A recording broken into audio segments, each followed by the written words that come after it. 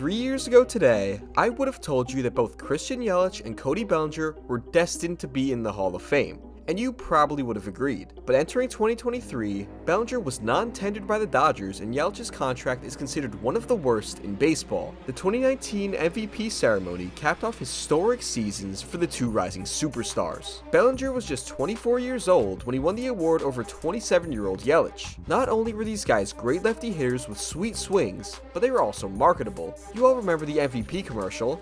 What are we playing to this time? How about a game of MVP? Let's do it. For a brand that gets a lot of flack for not properly promoting their superstars, MLB leaned into the hype to make something memorable.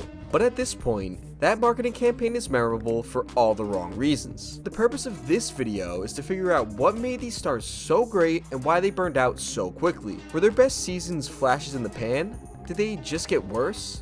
Were they cheating? Well, it's complicated. But first, this video is sponsored by Aura. Speaking of Brewers and Dodgers MVP races, remember 2011? Matt Kemp had his MVP award stolen, just like how a third of Americans have had their identity stolen. Yes, about 1 in 3 Americans have fallen victim to identity theft at least once. 1 in 3, that's a 333 average. Those are Tony Gwynn numbers. Credit card fraud, phishing, and other online scams are becoming more and more believable and more successful. They steal data better than Jose Trevino steals strikes. But with Aura in your corner, you can strike out the hackers. Aura quickly alerts you when your information is found on the dark web, so you can change compromised passwords. Aura also stores and secures your passwords, provides a VPN service, and even has an antivirus software, all in one. Aura is a 5-tool player, and you can try it right now for free. Visit aura.com/atbaseball. That's aura.com/atbaseball for a 14-day free trial. Thanks again to Aura for sponsoring this video.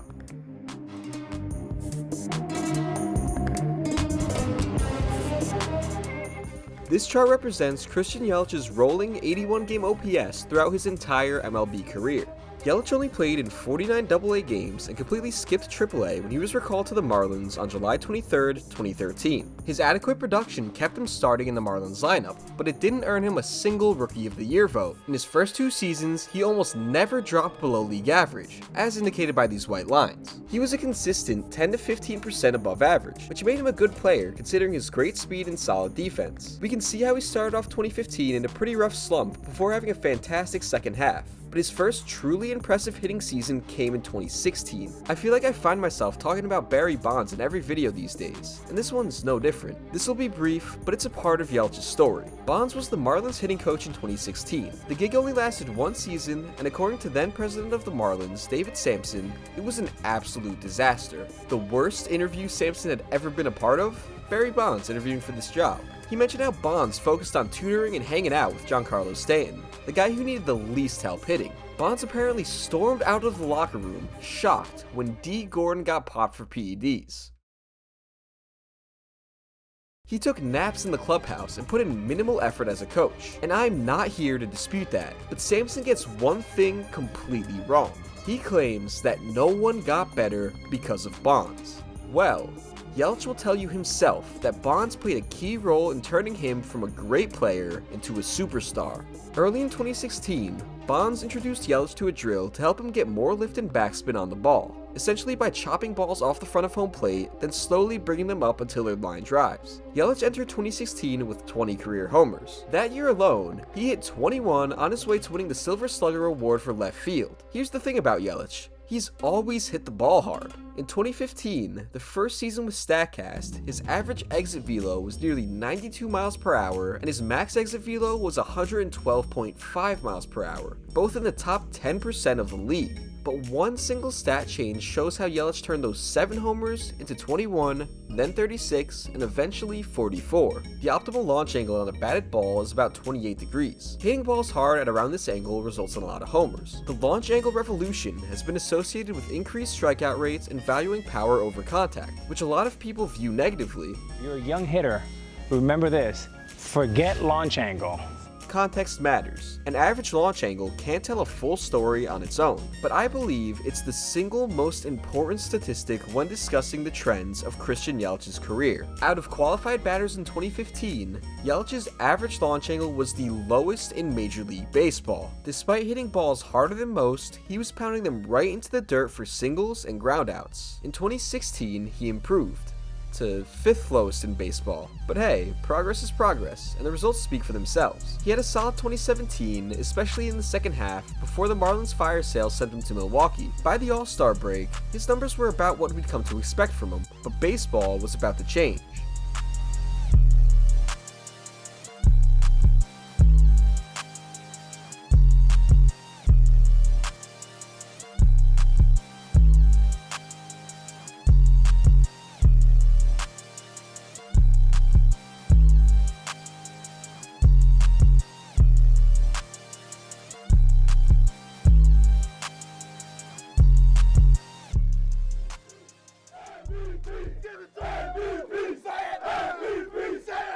Brewers' Christian Yelich became the 9th player overall and only the 2nd in the National League to be elected the most valuable player in his first season with the club after being traded. And with how he carried his team down the stretch, he definitely deserved it. But this wasn't even his final form. In 2019, Yelich put everything together into what was probably his fully optimized offensive season. Despite missing some games with nagging back injuries and missing the last couple of weeks of the season with a broken kneecap, Yelich mashed 44 homers, put up an astounding 1100 OPS, and stole 30 of 32 bases. His average launch angle on the year climbed to 11.3 degrees, which is probably around his ceiling with his swing path. His second consecutive 7-win season had him square in the mix for a second consecutive MVP award. But of course, those honors went to the other subject of this video.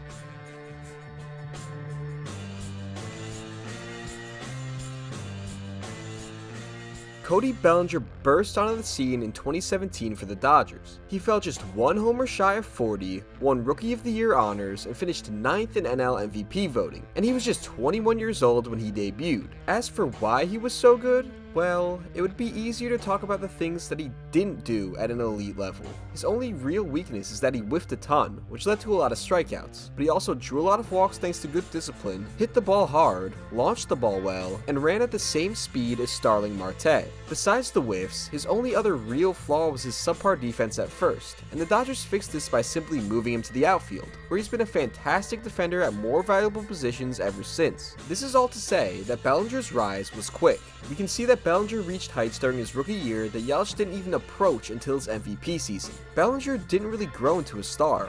He emerged as one. He played in every single game of his sophomore season, and he wasn't as great, in large part because he struggled with hitting four-seamers. I'm no expert, but with his vicious and powerful swing, mechanical and timing flaws seemed to have a much bigger impact on his results, but he was still very good, winning NLCS MVP against Yelich's Brewers as he led the Dodgers to their second consecutive pennant. Cody Bellinger's 2019 season was so good that he looked like a surefire Hall of Famer and maybe even a candidate to break some records. He hit 300, homered 47 times, and walked nearly as much as he struck out. He hit a fly ball or line drive on 60% of his batted balls, crushed fastballs, breaking balls, and changeups, and led the NL in wins above replacement. His season OPS never dropped below 1,000, and his rolling OPS never dropped below 900 once it got there. At just 24 years old, Bellinger just had the best season in the league and already had 2 World Series appearances under his belt. There was no reason to think that this was his peak.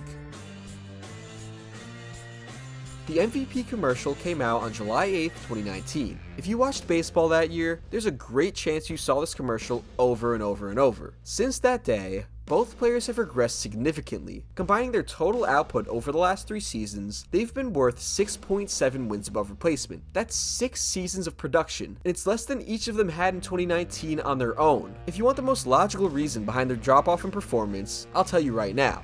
It's injuries. Bellinger and Yelich have both had some serious injuries since their MVP seasons, and their swing mechanics have changed. I'll be elaborating on that for sure, but I'll also be putting on my tinfoil hat for some more fun answers. Let's start with 415 to right field. Ground ball to second.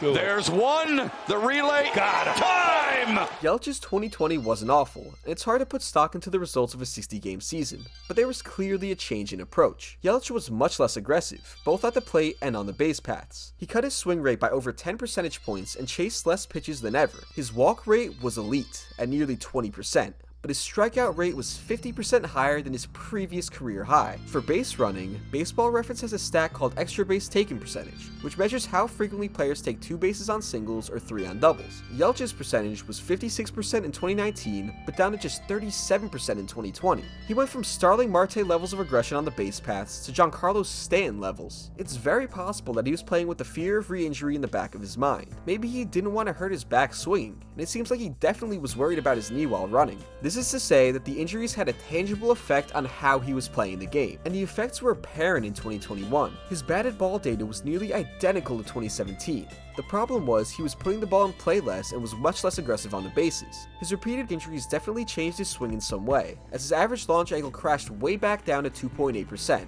his lowest since 2016. Without his previously elite speed and less aggressive approach overall, he was a less productive version of his Marlins self. He was finally healthy for a full season in 2022, and he played a little bit more aggressively, but he still came nowhere near living up to his contract, especially since he graded poorly in the field. The most notable part of these last couple of years is that in 271 games, Yelich only homered 23 times. His home run rate hasn't been that low since before Bonds introduced him to the drill, and that's all while playing in Milwaukee's incredibly homer-friendly park. In 2018 and 2019, he homered on over a third of his fly balls. In the last 2 years, he's homered on under 15% of fly balls. Yelich's exit velo has fallen a little, but he still hits the ball harder than the vast majority of big leaguers. Most of this power outage can be explained by his launch angle falling, but I don't think that's the only factor. Most fans would probably agree with me that the juice balls inflated Yelich's numbers. Homering on a third of fly balls is ridiculous. That's peak Judge or Stanton rates. Even though he is a fantastic hitter, he does not have top 1% power. In 2018 and 2019, he was hitting more line drives and fly balls than ever, getting those extra 15 to 30 feet thanks to the juiced balls, and hitting them in a small park. Everything came together at once for a couple of amazing seasons. The underlying data suggests that great players still exist somewhere within Yelich, but it's impossible to know whether or not he'll be able to get his mechanics back in top form while staying healthy. 415 to right field with the Kirk Gibson trot. And he chased. While Yelich has always maintained top-of-the-line exit velocity, Bellinger hasn't hit a ball over 107.4 miles per hour since 2020. Bellinger's 2020 was kinda like Yelich's. He had a few subtle changes over a small sample season that led to lower production, but he just kinda looked closer to his 2018 self than 2019. And he was also one of the biggest reasons the Dodgers won another pennant. If you poll Dodgers fans right now and ask for the exact moment that Cody Bellinger stopped being Cody Bellinger, I bet the vast majority would bring up this. Watch right here. I never understand these, but that one jacked up his shoulder. You won't see it right there, but you'll see it as he comes down.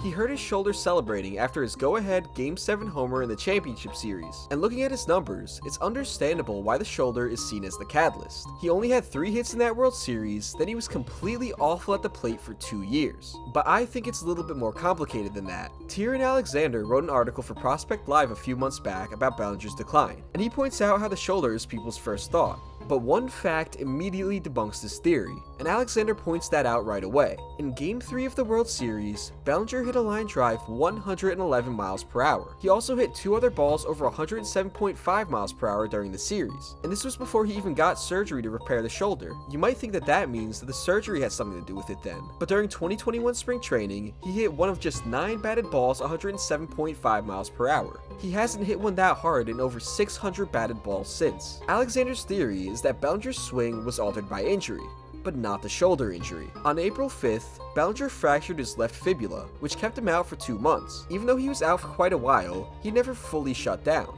Doctors cleared him to perform baseball activities as he was rehabbing, so he was taking swings to return as soon as possible. Ever since that fracture, he's begun his swing with a wider base to take pressure off his back leg. That seems to have completely messed up his transfer of power, and his hip rotation is all out of whack with his upper body. Bellinger's problem is the opposite of Yelich's. He still has pretty good line drive, fly ball, and pull rates, but his exit velo is way down. It's possible that he can work his way into that powerful 2019 swing again. hence why the Cubs took the risk on him. But just like with Yelich, the juiced balls were probably boosting his numbers quite a bit. He hit 7 more homers than expected in 2019. Because of his batted ball data, if he gets his exit velo back up to his pre-injury levels, he may still be a 35 or 40 homer candidate, especially playing in Wrigley Field. When I originally came up with the idea for this video, I had a theory that the Dodgers were stealing signs from 2017 to 2019. Bellinger's drastically increased chase rates since 2019 made me go into this process with that idea in mind. But when I actually went through the data to research the theory, I found 0 team-wide patterns that would indicate any cheating. Bellinger's strikeout rate is way up and his walk rate is way down from his prime seasons. Teams are pitching him more aggressively because of his depleted pop, but I also think that this is probably a mechanical issue.